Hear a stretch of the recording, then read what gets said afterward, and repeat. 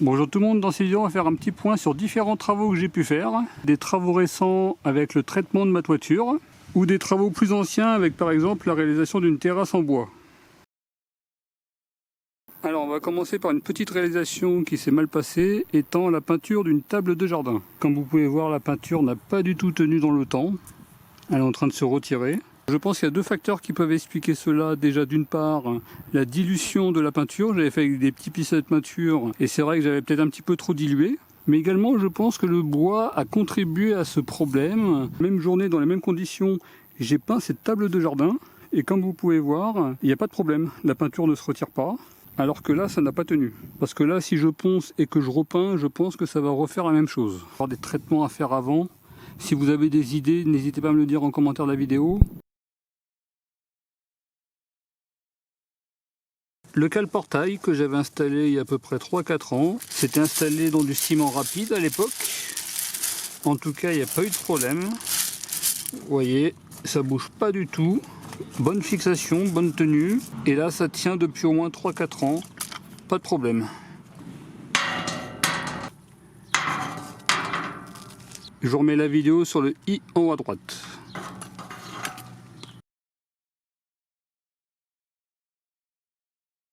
J'avais peint il y a très longtemps une petite maison de jardin. Elle m'avait servi à l'époque de poulailler. Au niveau de la peinture, j'avais fait avec un pistolet de peinture pneumatique. Et vous voyez, j'ai vraiment eu aucun problème. La peinture, elle a bien tenu dans le temps. D'ailleurs, j'ai fait absolument aucun entretien, ce qui est très mauvais. La peinture est d'origine, j'ai fait aucun traitement dans le temps. Et vous voyez, ça a bien tenu. Là, il faudrait vraiment que je fasse une couche d'entretien parce que sinon, je risque de devoir tout refaire de zéro. En tout cas, aucun problème. J'avais fait une petite dalle justement pour cet abri de jardin. Alors le problème, c'est qu'on va pas la voir étant donné qu'il y a toujours l'abri de jardin dessus. Vous voyez, la dalle ne semble pas fissurée. À aucun endroit, il y a des marques de fissure au niveau de la dalle. En description de la vidéo, à chaque fois, je vous mettrai les vidéos liées. Là, par exemple, la réalisation de la dalle et la réalisation de la peinture. Tout sera en description de la vidéo. Alors concernant le montage de la petite maison, je ne sais pas si j'avais fait la vidéo, je pense pas. Si ça peut vous intéresser, dites-moi en commentaire de la vidéo. En tout cas, si je peux vous donner un petit conseil, vous voyez, c'est de faire comme ça. C'est au niveau de la toiture, vous rajoutez des planches de bois et ça permet de bien maintenir la toiture dans le temps. Et comme vous pouvez voir, il n'y a pas de problème. J'avais fait des plots en béton armé pour maintenir une petite serre. Comme vous pouvez le voir, en tout cas, a priori, ça n'a pas bougé au niveau des plots. Ils sont toujours là. Alors le problème, c'est qu'on va pas voir grand chose. Là, on voit le plot qui est ici. Vous voyez, sur le temps, il n'y a pas de problème au niveau de ces plots. De la serre, il faut simplement qu'on refasse la toiture. Mais en tout cas, au niveau des plots en béton, il y en avait un total de 6 sur cette réalisation. Aucun problème.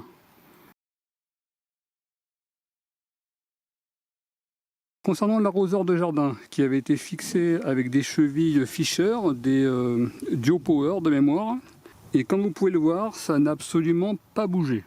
Là, à chaque fois, je vous mettrai la date de la réalisation. En tout cas, dans le temps, ça n'a pas bougé et on s'en sert vraiment pratiquement tous les jours. Vous voyez, plusieurs fois par jour, on est amené à tirer. En tout cas, il n'y a eu aucun problème. J'ai jamais resserré les vis pour vous dire. Très bonne tenue dans le temps. Concernant l'arroseur, il fonctionne également bien, il n'y a pas de problème. L'arroseur de jardin, c'est vraiment génial et j'ai même envie de me rajouter une prise électrique de jardin, parce qu'en fait c'est ce qui me manquerait. Donc je pense que dans le même principe, je vais fixer un enrouleur électrique. Je pense que je vais le mettre par là, près de l'entrée de la maison, et comme ça je vais avoir un câble partout dans le jardin. Alors il y a très longtemps, j'avais fait une petite dalle d'entraînement. Vous voyez, c'était pour m'entraîner au niveau de la réalisation de dalles. Et comme vous pouvez le voir dans le temps, il n'y a vraiment eu aucun problème. Pas de fissure, vous voyez, elle tient parfaitement. Il n'y a eu aucun problème au niveau de cette petite dalle. À l'époque, je n'avais pas filmé, là c'était vraiment juste un entraînement pour moi. Dalle d'entraînement qui m'a servi après à la réalisation de la dalle qui est ici pour l'abri de jardin. Je vous remettrai la vidéo de la dalle à ce niveau-là, sur le i en haut à droite. Et au niveau de l'abri, vous voyez, pas de problème, il est toujours en place. Par contre, la vidéo de l'abri, je pense pas que je voulais filmer. Si ça peut vous intéresser de mémoire, je crois que j'avais tout filmé, mais j'ai pas publié la vidéo. Dites-moi-le en commentaire de la vidéo. Alors, au niveau de la dalle, comme vous pouvez le voir, il n'y a eu aucun problème. Elle est toujours là. et il n'y a absolument aucune fissure. Vous voyez la partie intérieure, il n'y a aucune fissure au niveau de la dalle. Vous voyez, elle est comme neuve, j'ai passé un petit coup de balai rapidement. Mais en tout cas, j'ai eu aucun problème sur cette dalle.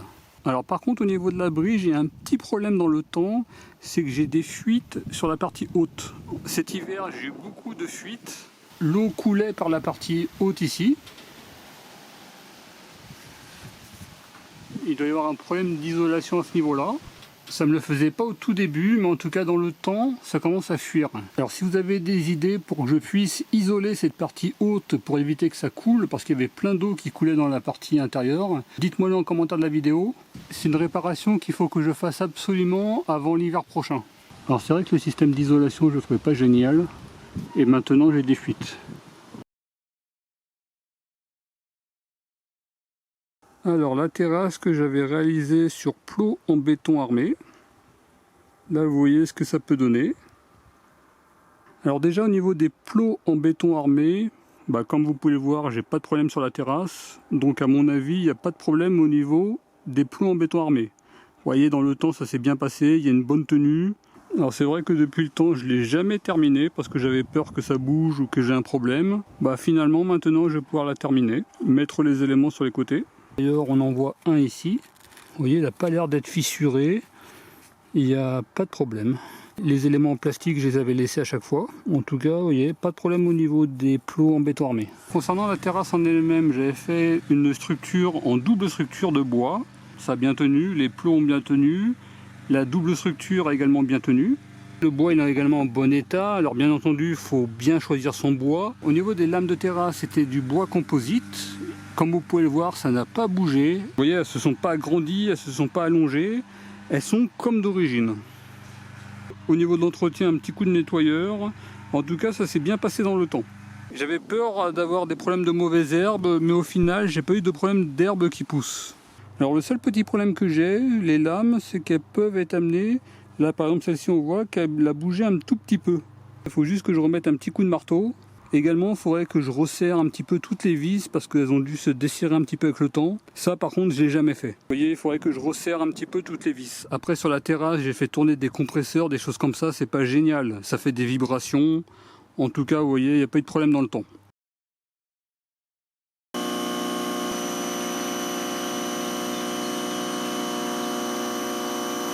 Et on va terminer avec le traitement anti-mousse de la toiture. C'est un traitement que j'ai fait il y a un mois. Un peu plus d'un mois, et vous voyez le résultat. Alors déjà on voit que côté sud il y a une amélioration, il y a beaucoup moins de mousse. Je vous mettrai des petites photos comparatives. En tout cas là maintenant il y a beaucoup moins de mousse. Et là vous voyez en gros plan ce que ça peut donner. Alors bien entendu la mousse part dans le temps, il faut laisser faire la nature, et avec le temps la mousse elle part. En tout cas là côté sud c'est vraiment flagrant, une nette amélioration. Également côté nord, vous voyez, c'est vraiment visible. Là, je vous ferai un petit avant-après. Vous voyez, principalement en dessous de l'antenne. Alors, je ne sais pas pourquoi, il y avait beaucoup de mousse. Et là, vous voyez, avec le temps, il y en a beaucoup moins. Vous voyez, si j'avais fait la séquence il y a une semaine, il y aurait eu un peu plus de mousse. Vous voyez, plus le temps passe et plus la mousse part. C'est d'autant plus flagrant en dessous de l'antenne. Et côté nord, et pourtant, c'était beaucoup moins évident à traiter. J'ai vraiment un très bon résultat.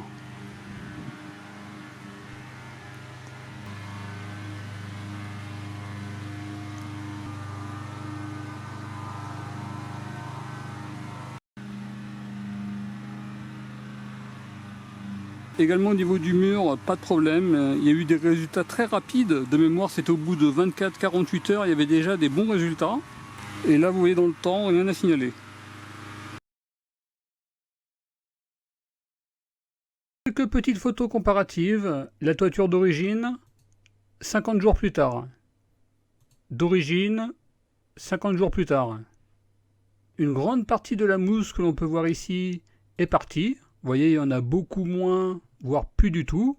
Par exemple, il reste cet élément-là, que l'on retrouve ici. Ici, vous voyez, il reste un gros morceau de mousse. D'ailleurs, il est blanc, c'est qu'il est attaqué, qui se situait à ce niveau-là. Là, tous les gros morceaux de mousse qui étaient ici, n'y sont plus. Vous voyez, tout ce qu'il n'y a plus à ce niveau-là. La photo pratiquement dans les mêmes conditions, avant, après. Il reste plus que ce gros morceau de mousse qui est ici, mais on voit qu'il est blanc et qu'il est attaqué. Plus le temps passe et plus il y a de l'amélioration. Là c'était côté nord, c'était beaucoup moins évident à traiter. Après. Là j'ai fait en sorte de mettre au même endroit. Là par exemple ce gros morceau de mousse, il n'y est plus. Par exemple ici il y avait beaucoup de mousse, elle n'y est plus. Les autres morceaux de mousse, on voit qu'ils sont attaqués, ils deviennent blancs. Et ici c'est une zone quand même que j'ai maltraitée qui était vraiment pas évidente. Côté nord sous l'antenne, vous voyez tous les morceaux de mousse qu'il y avait. Avant, après. On voit qu'il reste des morceaux de mousse, mais il y en a moins. Et plus le temps passe, et moins il y en aura. À titre de comparaison, avant et après.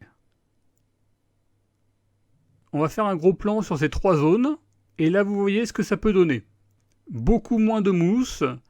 La mousse qui peut rester, on voit qu'elle commence à devenir blanche, elle est attaquée. Vous voyez là tous les morceaux qu'il y avait ici.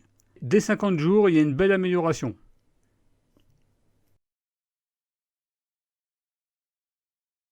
Au final, le traitement mousse, ça a bien fonctionné. Ce que j'ai bien aimé dans ce traitement, c'est qu'on voit bien justement où on applique. La mousse, en plus, elle reste un petit temps, elle reste 5 minutes à peu près. Et ça permet vraiment de rester bien au même endroit. Et au final, on a vraiment un très bon résultat.